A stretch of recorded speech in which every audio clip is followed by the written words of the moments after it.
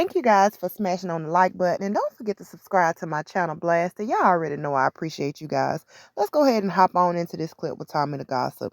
Y'all, this clip alone shows Tommy's authenticity.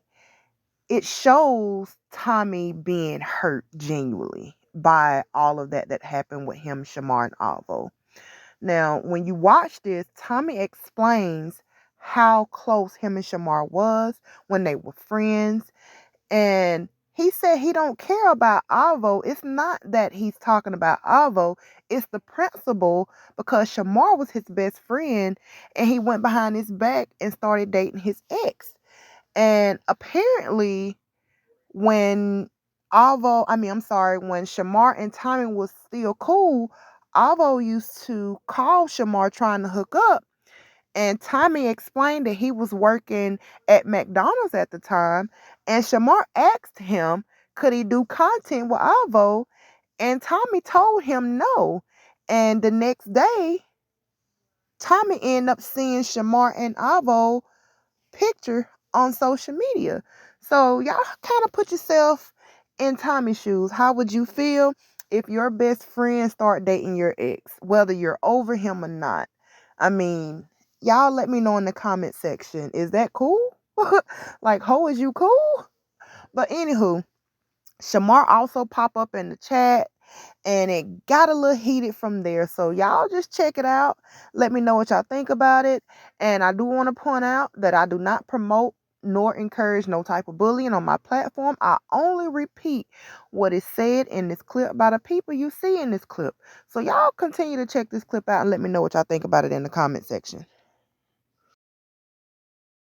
Around Shamar so much because he seen that Shamar had clout and Shamar had this lifestyle and stuff. He didn't even know what Shamar did to me, and he was just so ready to be around Shamar, and so that's why he don't like me, because of what I did to Shamar. But the crazy part about it, he did the exact same thing to Shamar. He told Shamar to go fight a female. Shamar went and fought the female in the house, and then the son turned around and beat Shamar up. So it just a lot of these girls, have this, oh, Tommy do this, Tommy do that. And Shamar was like, I was never his real friend. I was really Shamar's real friend. But once you cross me to the point that it's no coming back from me, I was your friend. When you was homeless, I took you in. None of these girls who you with right now took you in. They took you in after I took you in. After they seen that Tommy took you in, all these girls woke up and say, oh, let's take Shamar in. None of these girls would stun you. These girls had you sleeping in the parking garage. They had you sleeping up under the bridge. They had you sleeping at the bus station. They had you sleeping everywhere in the world. I took you in. I didn't have to do that. I didn't have to do that. Not at all. I took you in because I was a real friend. I took you in because I cared about you. I took you in because I didn't like to see the predicament that you was living in, and that I was tired of you keep have to go downtown to sleep outside and wear the same clothes. I took you in because I had enough room where my son was taken care of. He was good. So I was like, you know what? My son taken care of. I can move my friend in and help my friend get his stuff together. And so when I got tired of you, even when and you see, he don't tell y'all this. But this is how God good to me. That's why I'm so blessed. Because he didn't tell y'all this. When I put him out, right, he could have went to the streets. Guess what I did as a friend? Because even though I put him out because I was done with him, I asked my homegirl, Priceless, can Shamar move in with you? So y'all didn't know that. Y'all didn't know that. My homegirl, Priceless, said, yeah, Shamar can move in with me until he gets stuff together. He got tired of Shamar because Shamar didn't want to take no baths. Shamar didn't want to do nothing but lay up all day and stink up her house. She came to my car. She said, hey, friend, let me tell you something. I can't do it no more. I said, friend, please do it for me. Even though me and him not cool, please do it for me. Please let him move it out. Even when Eva got put out, y'all didn't know this either. When Eva got put out, Eva ran to my homegirl house. My homegirl said, you know, Eva over here. I said, let him stay with you for a couple days until I get back, till I get my mind right. My homegirl let him stay over there for a couple days.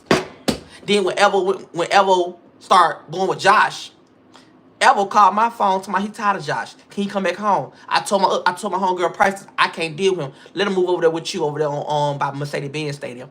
Come on now. While y'all be sitting up here talking, I got a bad heart. I really got a good heart, because even though I might not like, I still help them out. Shut up talking to me. We ain't talking about you. We talking about you, but we ain't talking with you. Good night. We don't need you. Come on here.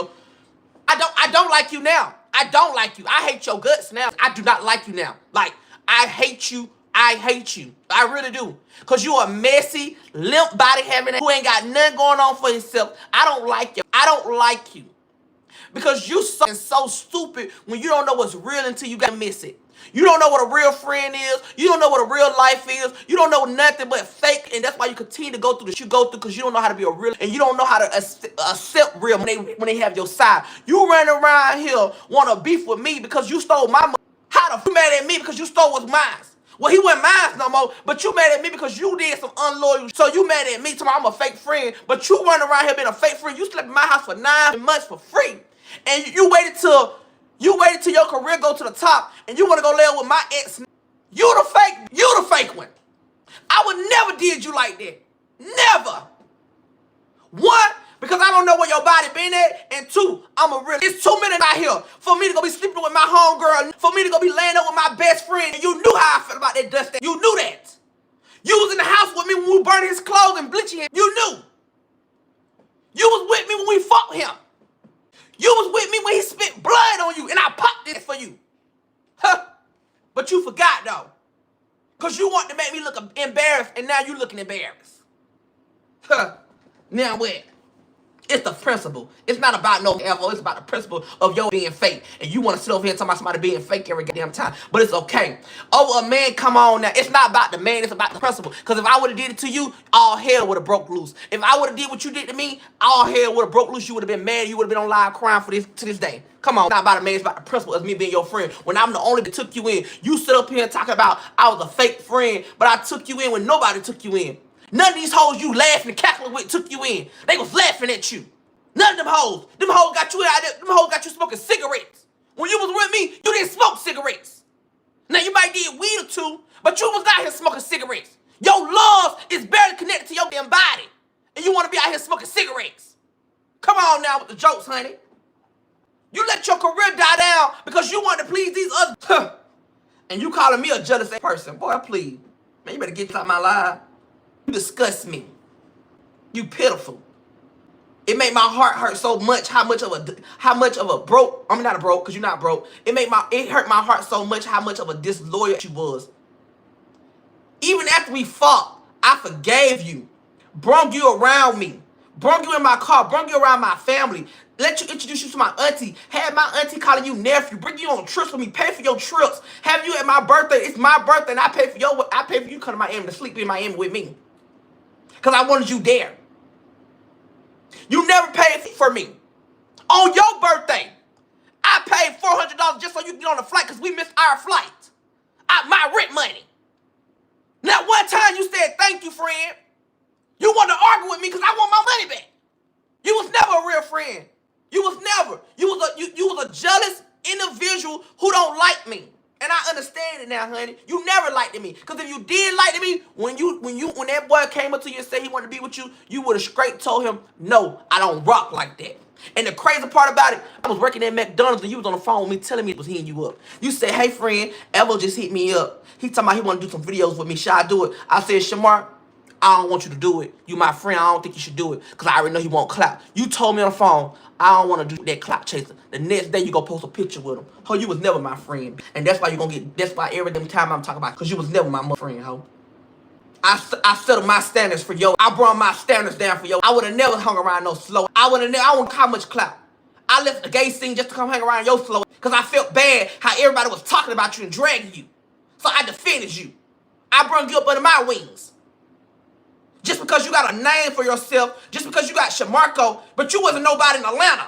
Let's clock that T. You didn't know about none of these gay clubs until you met me. I brought you to the Marquette. I brought you to all these clubs. Let's not forget, honey. Because you know, a lot of you girls like to forget what happened in the scenes. I was on the scene, you wasn't. None of y'all hoes wasn't. You, LaShawn, Evo, none of y'all girls was not on the scene when I was on the scene. I brought y'all on the scene. Don't forget. Yeah, he here. He here. Them eyes here. If he ain't hear them eyes here, promise and trust and believe that. They here. They rolling all through the line. They trying to make sure he watching me and watching the comments. Oh, he here, trust and believe that. He did the same thing to Ty. Went and laid up with Ty, man. You just a laying up, just like with that Ken situation. I had Ken first. I gave Ken to Shamar. I didn't want Ken in real life. Ken was a friend. He was cool. He was paying for my drinks. I was skinny, I was fine, and he wanted my body. And so therefore, he paid for my drinks. I used to have this man card going into the Marquette, swiping his card to get my drinks. And he'll tell you if he's real. When Shamar came on Pride, that's when Shamar first came to Marquette. When I came to Pride, Pride is in September. I brought Shamar to the Marquette. Shamar was looking at Ken. I said, "You want him?" I said, "That's my ex. You want him?" Shamar said, "Yeah." I said, "Ken, come here." Ken said, "What's up?" I said, "My friend wants you." He said, "I don't." He told me, he said, "I don't want him. I want you." I said, "Man, stop playing. You want him." You decided to keep linking up with him at the Pride. Then you get mad because we go to Vegas and he don't want you. He want me. He told me to come out there. I told you and Tyra to come with me. Because I didn't want to go to Vegas by myself. So I said, y'all come down there with me. You got mad at me because I was laying up with him. He was never your man. He was mine. I don't give a damn what he lied there. Let him be live. He not sorry. Every time I talk about it, he want to have a disagreement. He want to get on live. Shamar was never my real friend. He was never. Y'all wonder why I go so hard on him. Because I expected more loyalty out of him. I know his brain ain't comprehending right, but I expected more loyalty out of a person that I call my friend, y'all. Y'all got to understand my pain. You know what I'm saying? I'm paying rent, y'all. It's already hard enough on me that I'm already begging. I don't have a job. I'm taking care of responsibility of paying my rent so I won't get put out. Well, I got two bums living off me freeloading. Because that's what it is, freeloading. Not one time he gave me $100 and he talk about that $100 every time we beefing. He gave me $100 for his half of his Airbnb stay. That if you think $100 can pay anything in my house, I keep these lights on 24/7. If you think $100 would be able to help me on anything in my house, they go to show me that you don't know nothing about no apartment. Because if $100 can help me in a rent or anything, you delusional. You gotta be delusional. You didn't bring tissue. You wiped your ass with my rags and put it up on my sink trying to hide it. It's just a lot of you done did, and I done took you in. Talked about my son. You talked about my daddy. You talked about my mama. You talked about everything, and I continue to took you in. So how do you get mad at me because I'm how I'm feeling? He could threaten me all he want to. I trust and believe me. He could threaten me all he want to. But at the end of the day, I'm not worried about no threats or nothing he's saying about me because he can't touch me if he tried to. I am God, child. My back could be able to get a load off of it. Because I know all them hips and all that side and all them shoulders that he got on top of their body. I know it make his back and his side hurt a little bit. So I'm going to help ease the pain.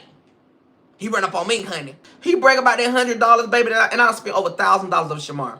Shamar was broke and homeless when he was living with me. I wish he was rich when he was living with me because he could be able to spend his own money. Every Airbnb that we paid for, Shamar didn't have no money to pay for. That's why Shamar always got the book because he ain't never had no money. Everything we did, Shamar never had no money. When we go out to eat, Shamar never had no money. Shamar used to sit in the dinner. Let me tell y'all something. Shamar used to sit in the damn restaurant and say, "I'm not hungry," because he ain't had no money. So you know what I am. I'm a friend. I'm like, "Man, get you some food, man. I'll pay for it." He never had no money when he was with me. And when he did have money, he went to flex with his money. He got hotel room with his money. He didn't save his money. He wanted to pay phone bills with his money. When we go out of town, they be no money. Never had no money.